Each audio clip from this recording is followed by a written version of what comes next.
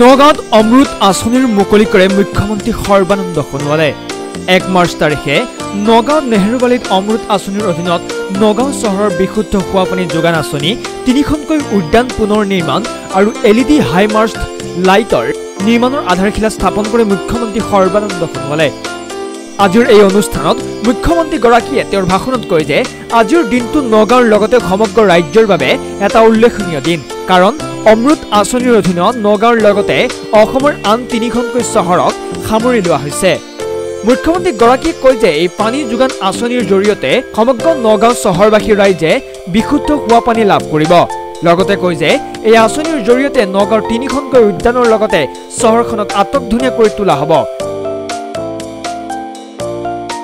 অন্যহাতে আজিৰ এই অনুষ্ঠানত অসম চৰকাৰৰ নগৰ উন্নয়ন বিভাগৰ ৰাজ্যিক মন্ত্ৰী পীযুষ হাজৰিকা আৰু নগৰ সদৰ সমষ্টিৰ বিধায়ক ৰূপক শৰ্মা, কেন্দ্ৰীয় ৰেল ৰাজ্যিক মন্ত্ৰী ৰাজেন গোহাঁই উপস্থিত থাকি কয়, আজিৰ দিনটো এক ঐতিহ্যসাহসিক দিন বুলি উল্লেখ কৰে। লগতে ব্ৰতলবাগ সমষ্টিৰ বিধায়ক আঙুৰলতা ডেকা, বিধায়ক নুমল মমিন, আয়ুক্ত সচিব মীনাক্ষী সুন্দৰম, নগাঁও জিলাৰ উপায়ুক্ত যাদৱ শইকীয়াৰ লগতে বিভিন্ন বিভাগৰ বিষয়া কৰ্মচাৰী আৰু বহুসংখ্যক ৰাইজ এই অনুষ্ঠানত উপস্থিত থাকে। মানে যেতিয়া দেশৰ নেতা সবল আৰু শক্তিশালী হয়, তেতিয়া সৈন্য সকলো সমান্তৰালভাৱে দৃঢ়তাৰে যুঁজ কৰিবলৈ সক্ষম হয়।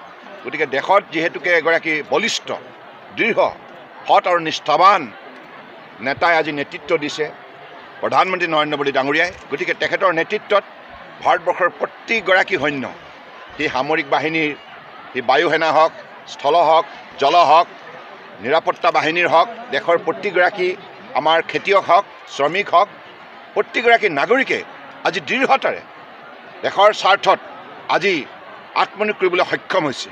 গতিকে অভিনন্দন হৈছে ইয়াৰ এটা দৃষ্টান্তমূলক উদাহৰণ।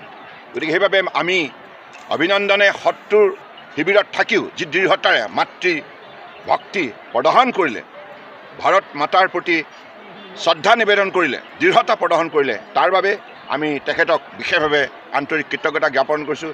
বিশেষভাৱে মাননীয় প্ৰধানমন্ত্ৰী ডাঙৰীয়া সন্মুখৰ পৰা যি দৃষ্টান্তমূলক নেতৃত্ব প্ৰদান কৰিলে, এই নেতৃত্বই ভাৰতবৰ্ষৰ 130 কোটি জনগণক আগন্তুক দিনত দৃঢ়তাৰে এইখন ৰাষ্ট্ৰক বিশ্বৰ শ্ৰেষ্ঠ ৰাষ্ট্ৰ হিচাপে মাননীয় মোদী ডাঙৰীয়াৰ নেতৃত্বত প্ৰতিষ্ঠা কৰিবৰ বাবে সকলোৱে একেলগে মিলি কাম কৰি যাব।